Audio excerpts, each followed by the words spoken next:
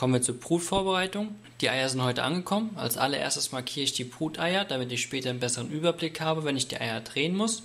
Ich markiere dafür die Bruteier mit einem X auf der einen Seite und auf der genau gegenüberliegenden Seite mit einem Kreis. Wenn ich das dann gemacht habe, lagere ich die Eier 24 Stunden lang bei 8 bis 13 Grad mit der Spitze nach unten, damit sie sich vom Versand erholen können.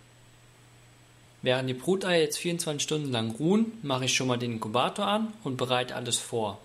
Wenn man den Inkubator schon mal benutzt hat, sollte man ihn vorher desinfizieren. Bei Inkubatoren mit Lüftern sollte die Temperatur so zwischen 37,6 und 37,8 Grad liegen.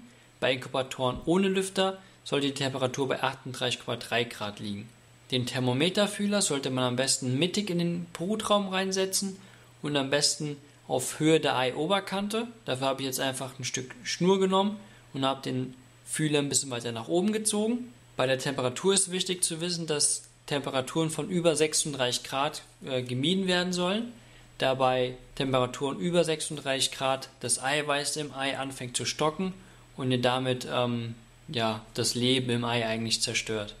Die Luftfeuchtigkeit sollte so zwischen 55 und 50% liegen. Das Ganze ist nochmal ein Probelauf, um zu schauen, ob das auch wirklich alles funktioniert, wie es soll. Das könnt ihr 1 bis 2 Tage vorher machen, bevor ihr die Eier einlegt.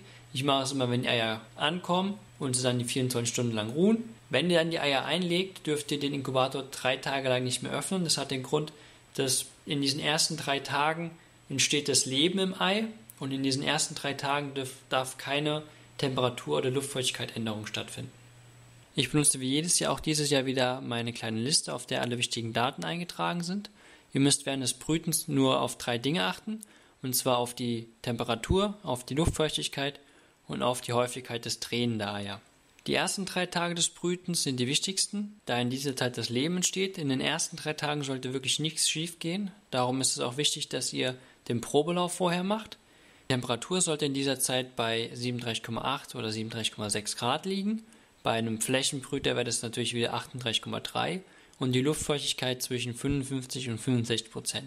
Während den ersten 3 Tagen dürft ihr die Eier nicht drehen und auch den Inkubator nicht öffnen.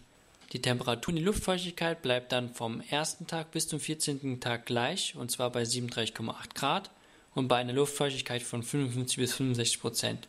Ihr müsst die Eier ab dem 4. Tag bis zum 14. Tag 3 bis 4 Mal am Tag drehen, damit die Küken nicht an der Schale festwachsen. Am 14. Tag nehmt ihr die Eier vom Gitter und legt sie dann auf eine ebene Fläche, da wenn die Küken auf dem Gitter zur Welt kommen, es einen Nabelbruch geben kann und das führt meistens zum Tod. Ab dem 15. Tag verändert sich dann zum ersten Mal die Temperatur und die Luftfeuchtigkeit. Die Temperatur senkt ihr auf 37,6 Grad, um den Küken das Schlüpfen zu erleichtern.